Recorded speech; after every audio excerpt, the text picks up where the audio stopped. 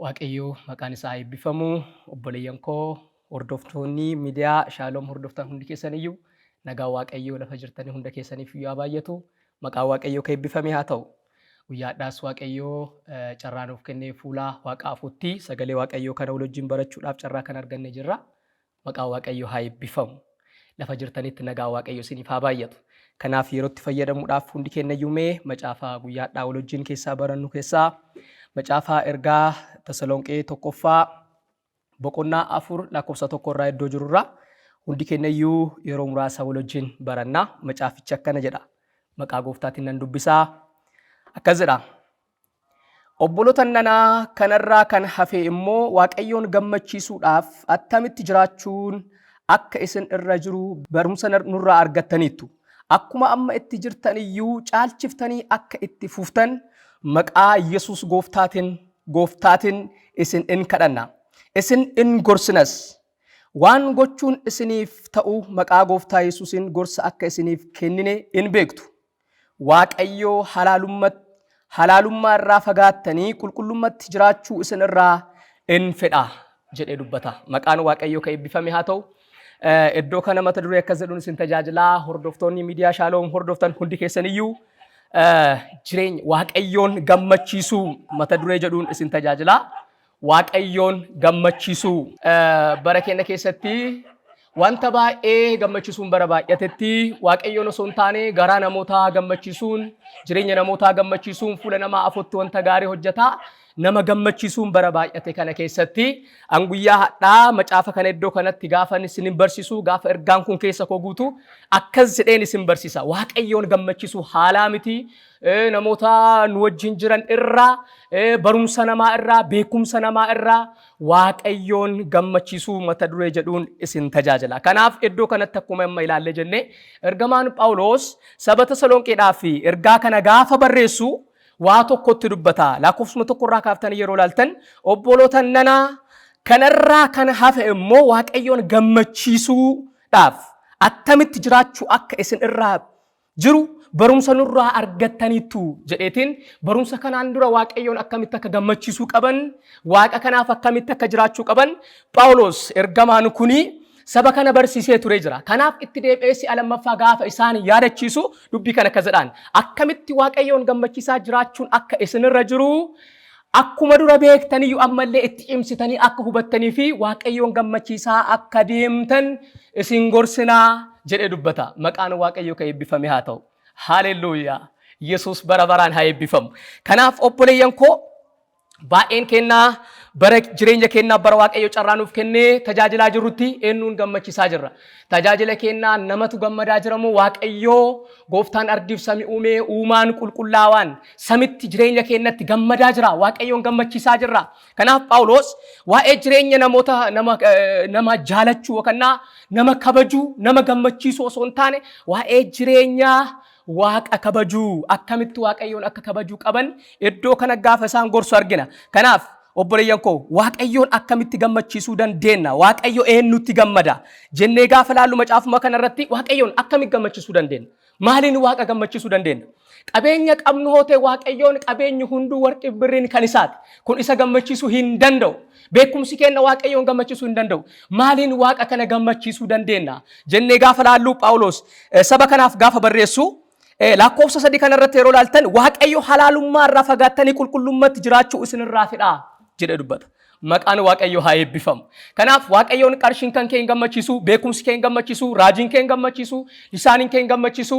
Waaqayyoon eenyutu gammachiisa? Waaqayyo eenyutti gammada hoonaan jettan namoota jireenya qulqullaa'aa jiraatan, namoota jireenya qulqullummaatti jiraatan Waaqayyo isaanitti gammada. Kanaaf Waaqayyo guyyaa hadhaa maal keenyatti gammada? Lallaba keenyatti gammada? Barumsa keenyatti gammada? Yoo jennee ilaallee jennee Waaqayyo jireenya keenya kan qulqullummaatti gammada. Maqaan Waaqayyo kee eebbifame haa ta'u. Obboleeyyan koo guyyaadhaa jireenya baay'ee keessa warroonni dabarsaa jirtan guyyaadhaan qormaanni qulqullummaadhaaf jiraachuudhaaf karaa seexanaatiin gara keenya darbatamu baay'een jira.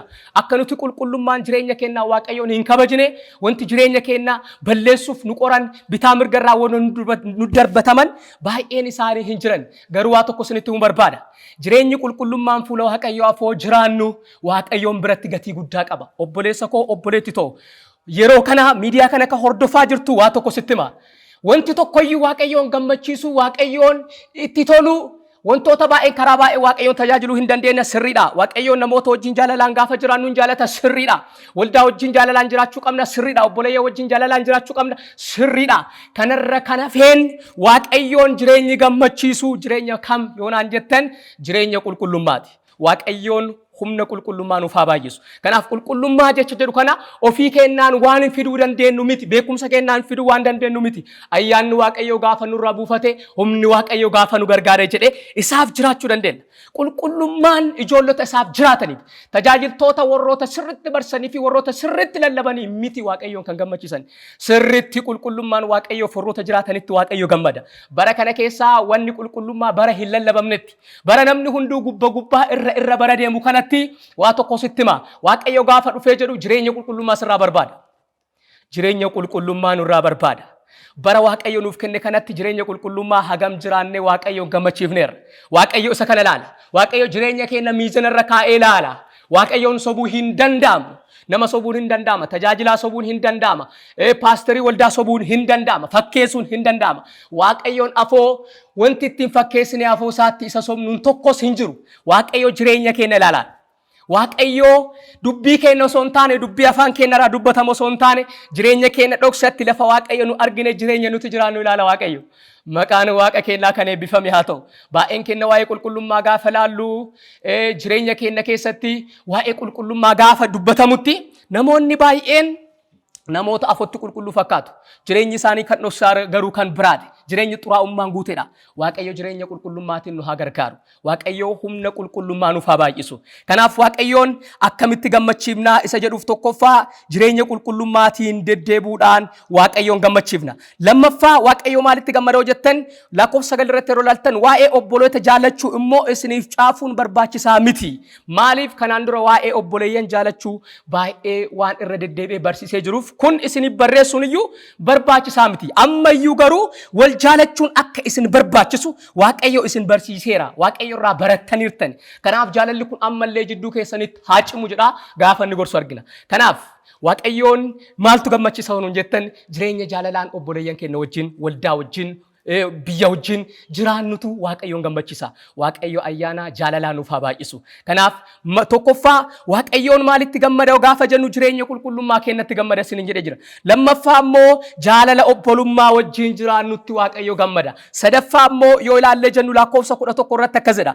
Akkuma nuyi dur isinitti himnetti jireenya gabii jiraachuu maayii keessan dhimma baafachuu waan ittiin jiraattan argachuudhaaf harka keessaniin itti dadhabdanii hojjechuu ulfinatti laakka'adhaa. Maqaan Waaqa haa eebbifamu. Isa dhumaa kanaa qabxii isa sadaffaa kanaa baay'een kennaa kan afoo kennaa dhokatee fi keessumattu iyyuu tajaajiltoota jalaa wanti kun bara kana keessatti dhokatee jira.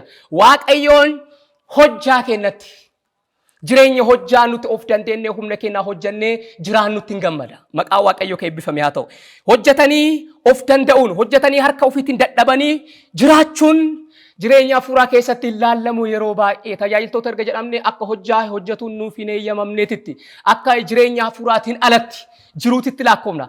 Jireenya ergamaa Phaawulos kana yeroo laaltanii guyyaa guyyaa gaafa wangeela dadhabee humna isaa guutuun aaboo guutuun gaafa lallabee galu halkan dunkaanaa hodhaa harka namaa eeggaturraa waldaa harka eeggaturraa ofii isaatii of danda'ee hojjetaa jiraataa ture. Waaqayyo isa kanatti hin gammada. Maqaan Waaqayyo haa eebbifamu. Hojjaa kan keetti Waaqayyoon gammada. Hojjedhu. Tajaajilaadha. Nabiyyiidha. Raajiidha. Wantoota garaagaraatiin karaa garaagaraan tajaajiluu dandeetta. Paastira waldaa ta'uu dandeetta. Waaqayyoon bootee kanatti Phaawulos yeroo dubbatu hojjaa harka keessan itti dadhabdanii akka jiraattan isa kanallee ulfinatti laakkaadha. Sababbiin isaallee hojjetu akka salphinaatti warroonni ilaalan waan jiraniif. Hojjaa hojjetanii jiraachuu, hojjaa hojjetanii of danda'anii jiraachuun salphinatti warroonni laakka'an waan jiruuf ulfinatti laakkaadha. Maaliif Waaqayyo isa kanatti hin gammada. Maqaan Waaqa keenyaa akka eebbifame haa ta'u. Gooftaan nu haa gargaaru. Qabxiilee sadan kana isinitti dubbadhee jira.